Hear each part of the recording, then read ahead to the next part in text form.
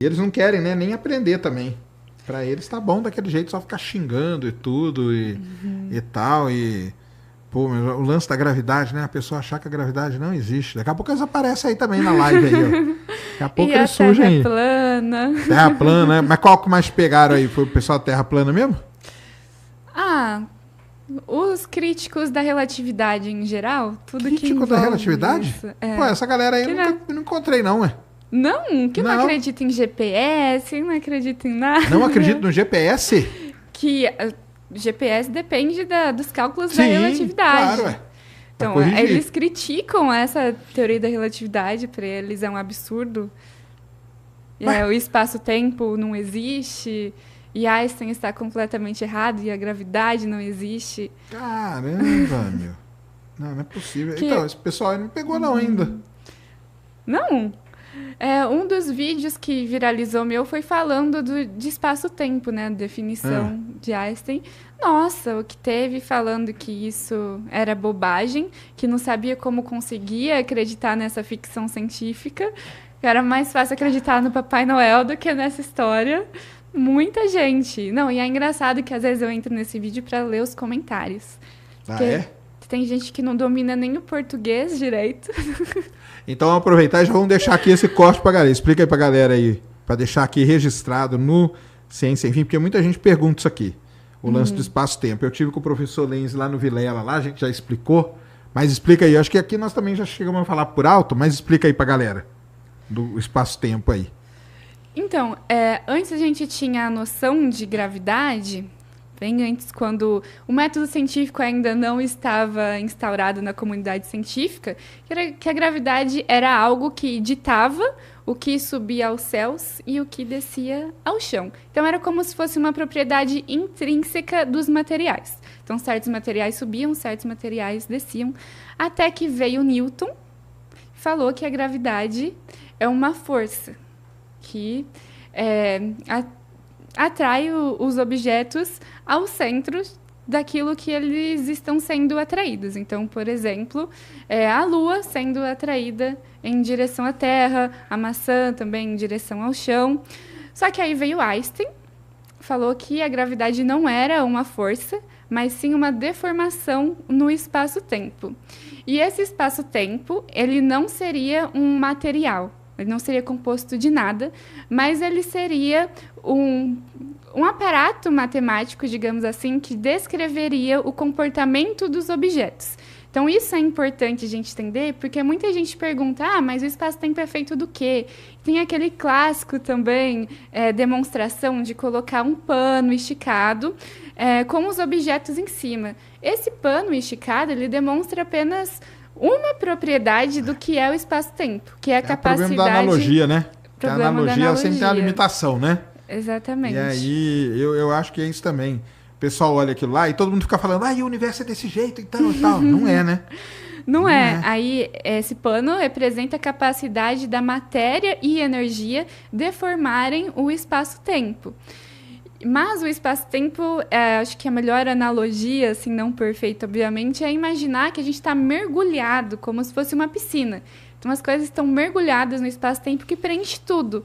Só que, diferente da piscina, que não preenche o interior dos nossos corpos, o espaço-tempo preenche o interior de tudo, porque ele é a descrição de todo o espaço. Então, se existe o espaço, vai existir o espaço-tempo, que é essa descrição de Einstein da gravidade. Então, a gravidade deixa de ser uma força e passa a ser uma curvatura do espaço-tempo.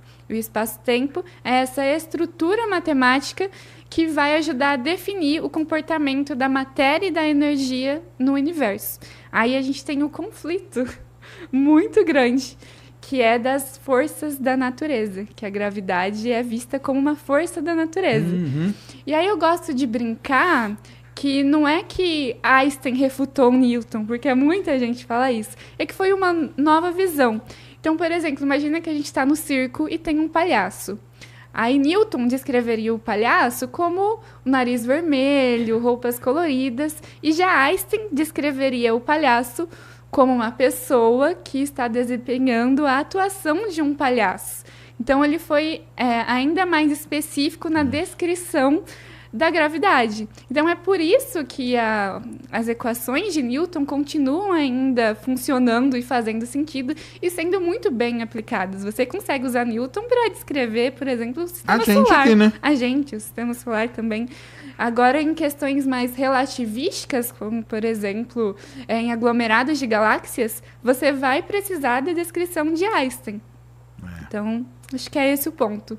E aqui também, né? Que se a gente jogar a equação de Einstein aqui, ela também funciona. Só que alguns termos se anulam, né? Sim. E ela fica simplificada na de Newton, né? Exatamente. Acho que é isso que é difícil do pessoal entender. Que a relatividade, na verdade, né? Ela é como se fosse uma continuação, né?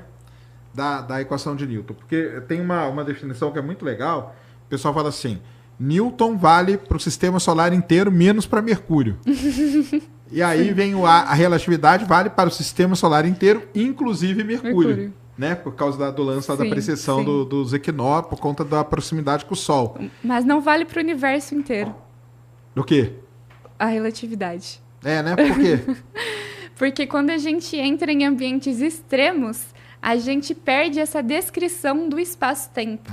Tipo o quê? Dentro do buraco negro, né? Tipo, dentro do buraco negro e tudo que a gente chama de singularidade.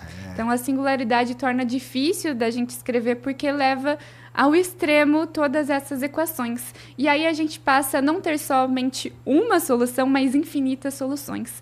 E o problema dessas soluções é que na matemática, quando a gente olha friamente, tudo é plausível. Porque se está dando resultado matemático, é porque aquilo faz sentido.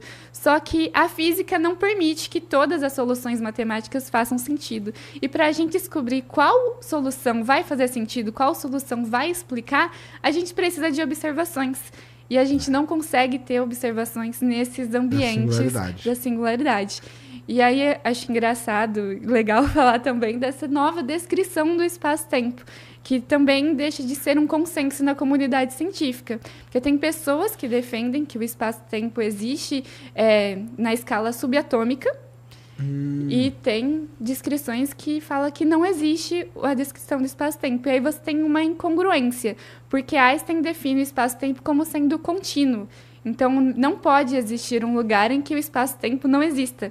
E como a gravidade não é observada, no caso da física quântica, né, em ambientes Isso. Que é o grande drama, né? Exatamente. O pessoal vai atrás do graviton, né, da partícula, para ver se acha essa ligação, né? Exatamente. Aí se torna tudo muito mais complicado. Aí tem, por exemplo, a teoria da gravidade quântica, que aí define o espaço-tempo também para entrar em acordo com a relatividade, só que ao invés de ser contínua, ela é com granulosidades.